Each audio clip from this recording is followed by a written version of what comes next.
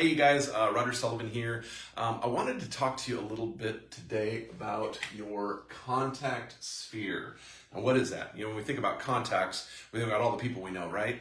If you got a smartphone these days, you know that you go into your contacts and there's 500, 1,000 people that are inside your contact list, okay? I'm not talking about your contact list. I'm not talking about everybody. I'm talking about niching down into your contact sphere. And I want you to think about your contact sphere in the context of the people that you work with. Who are the people, and not necessarily, and this isn't necessarily at your job. It can be if you're an independent sales rep or you rely on other people to help you do your job in other industries. It could be that. But what we're specifically talking about is if you own your own business, who is in your contact sphere? And the easiest way that I can illustrate this is two ways. Let's think about a real estate agent, okay? So a real estate agent, they're independent, but they rely on other people, on other contacts to do their job and to make a transaction go smoothly. So when somebody buys a house, it's not just the real estate agent, but they're kind of the ones that are orchestrating everything, right? So they're at the center of the contact sphere. So off of here, we would have a title company, we'd have a mortgage, we might have a home inspector, what else? You could have a lawyer. Gosh, why am I drawing a blank here? You could have a closing agent. And there's more. I'm a real estate agent. I got my license, so I should know better. I should be able to knock a bunch of these things off the top of my head. But here you go. So these people are inside of their contact sphere. These are people that they rely on to be able to get the job done. Okay. We'll come back on how to use that, but the next one that would be really simple for somebody that maybe isn't privy to how a real estate transaction works will be a general contractor. You know, a lot of you guys are in home services and things like that. So a general contractor, think about what they got. I mean, they got all the services, right? They got a plumber, they got a framer, they got a carpenter. They probably have a permit person. They probably too have an independent inspector, an electrician, a roofer, and then all the specialty stuff. You know, maybe they got a solar guy. You know, there's a bunch of things. But again, you see the point, right? So they're all people that are in his sphere that he works with. Now, what if we were able to? Now we all have work with these people, right? Like, you know, you're a general contractor. If he's a general contractor, you know, he's probably subbing these guys out. So he's probably charging the client one fee, and he's paying the roofer another fee. So he's making a little bit of a spread there. But let's say the general contractor here wasn't in the center. Let's put the electrician in the center. And now we got the GC out here. Okay. So how can the electrician put himself in the same position as a general contractor? Well, you see, he works with all of these other guys. So he's got a sphere, right? He's got his favorite roofer, his favorite plumber, his favorite finish carpenter. He's got his favorite inspector. He's got those things, and he works together with them, and they share business back and forth. Okay? They share business back and forth. Now that's really cool because now all of a sudden all these people are sharing things. So I'm in B&I. This is kind of the model of what they do. They all share, you know, so if the electrician if he's on a job and somebody needs a plumber, he's like, oh, I got a plumber for you. And he's able to to send that business off to the plumber. The same thing here. If you've got a title company that goes into here and somebody comes to them and they're like, hey, I'm thinking about selling my house. They're probably going to go to the favorite real estate agent, the one that sends them the most business, you know. And then that real estate agent's going to, call. He's going to work on his favorite home inspector and stuff like that. So there's power in a contact sphere. So how do we monetize that? Okay. So I'm going to share how I do it, and maybe it'll inspire you a little bit. Okay. So my primary business is in merchant services. So credit card processing. I know, it's a slimy business. There's a lot of integrity in. There's not a lot of integrity in it, but we're working really hard to change that. All right. So I have in my sphere of influence, I've got bankers, I've got bookkeepers. I have CPAs. I've got payroll people. Okay? These are people that are in my sphere of influence, people that we can work together and send business. What do we all have in common in my sphere is we all are working directly with businesses, small businesses. You know, the business that takes credit cards is probably going to have a payroll. They're going to need a payroll specialist. They're going to need a banker, you know, someone that they can develop a relationship with. They're going to definitely need a bookkeeper and a CPA, accountants. They're going to need those things. So what my job is when I'm talking with a client and we're going through discovery and we're trying to find their inefficiencies and where money's going and how we can recover that, I'm always listening for the needs that they have. So that if they're like, oh man, I've been doing my books forever and they're a mess and I need somebody else to take them over. Hey, you know what? I've got a trusted partner that's a bookkeeper that handles most of my stuff for you. I'd love to get you on a call with them. Okay. So that again, that's the same model as before. However, there are other things, there's other ancillary things that this customer, whether it's my customer, the payroll customer, the bookkeeper, whatever, but there's different things that this person might need, okay? So for instance, we've got a list of different profit centers that we can refer business to, but they don't necessarily have, they may not necessarily have an agent or something that we work with. I deal with a lot of people that are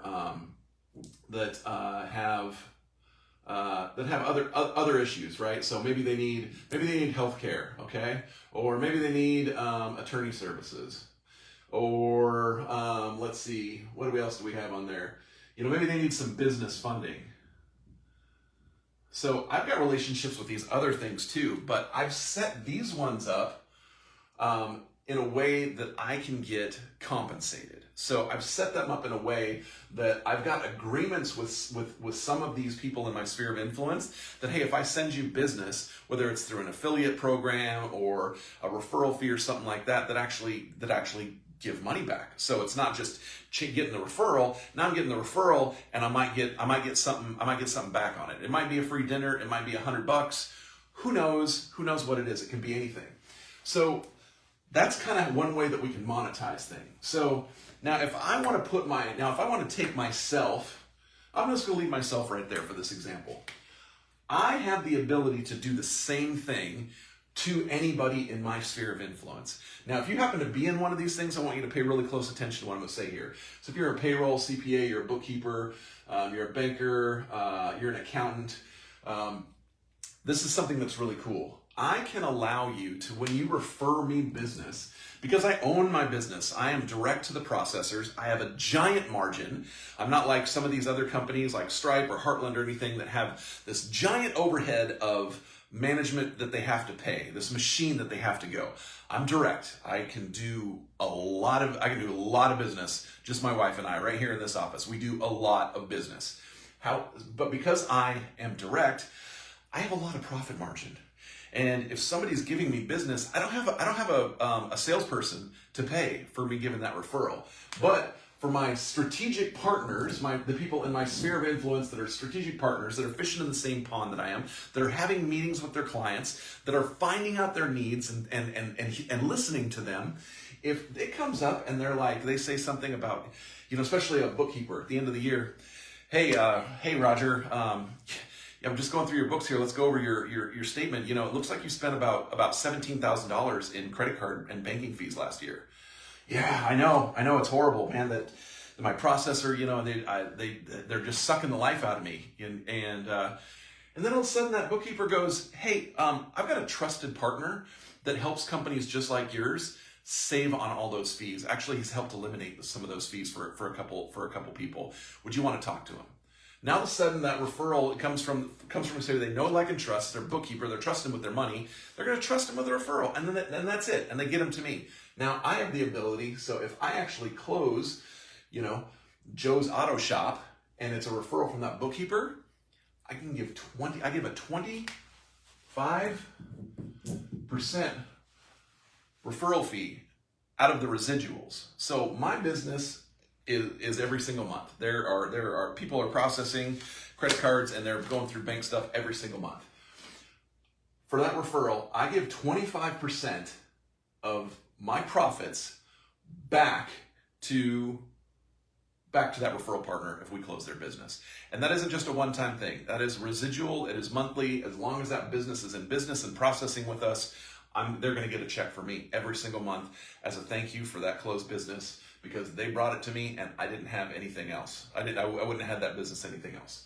So the other cool thing, because we built our business model on giving, the name of our company is Compassionate Processing, because we give. We have a strong desire to pour back into the community, specifically the kingdom of God if we can.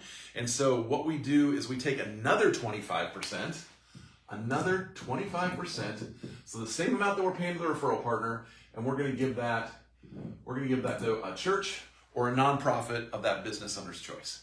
So Joe's Auto Shop comes to us. We do business with them because my bookkeepers, because Billy bookkeeper send them to me. I'm going to give 25% of my profits to that bookkeeper, and then I'm going to ask the mechanic or the owner of the auto shop, say, hey, what's something that you're super passionate about? What's a nonprofit that you give to? Is it a church? Is it Wounded Warriors? Is it a foster care program? Is it orphans? Is it well water in Africa? What is it? And we get them talking about it. And then we come to agreement and go, tell you what I'm going to do as part of our program, what we normally do. I give 25% of my profits back to that organization on your behalf every single month. So every single month, your church is going to get a check from me, from Compassion Processing, on behalf of Joe's Auto Shop for 25% of our profits every single month. Now, if somebody's doing, $17,000 a year in processing, they're probably doing about $1.2 million. Well, actually, they're not even doing that much. Let's just say if they were doing $1 million, it's $33,000 in credit card fees that they're probably paying right now. Out of that, our profit is a lot less. We're actually not making all of that profit, but the profit that we make off of, let's say, like $1 million is probably somewhere in the neighborhood of, say, $1,000 a month. Okay. So out of that $1,000, $250 of it's going to go to Billy Bookkeeper, and $250 every single month is going to go to that nonprofit on their behalf. So it allows them to give more, and they give out of my pocket without going into theirs, and we end up saving them a ton of money on their processing fees. Anyway, that's a whole other story, but I just want to talk to you about your contact sphere, how you can monetize it. Think outside the box. If you got questions, if you're like, oh, I'm a plumber. How do I monetize my contact sphere? How do I do that? I'm happy to walk you through that and see how and talk to you how it works. And if you got questions on any of this stuff, just comment and like and share this video. All right, talk to you guys later. Hey, you guys, Roger Sullivan here. I wanted to talk to you a little bit today about your contact sphere. Now, what is that? When we think about contacts, we think about all the people we know, right? If you got a smartphone these days, you know that you go into your contacts and there's 500, 1,000 people that are inside your